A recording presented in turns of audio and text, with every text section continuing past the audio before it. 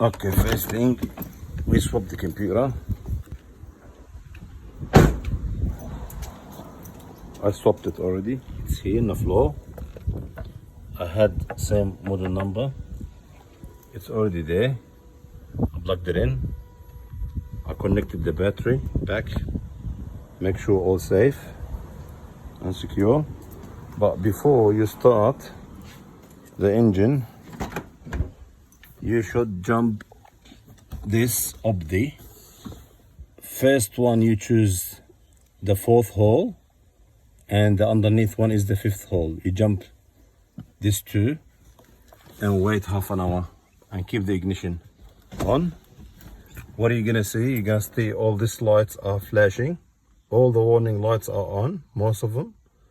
And you will see the power steering flashing, the cruise control flashing, the engine light flashing, seatbelt flashing, airbags flashing, and ABS are flashing.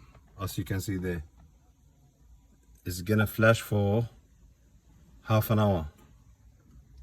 You're gonna keep the engine, the ignition on for half an hour, and then that's how you reset the ECU, the computer for Tarago 2007.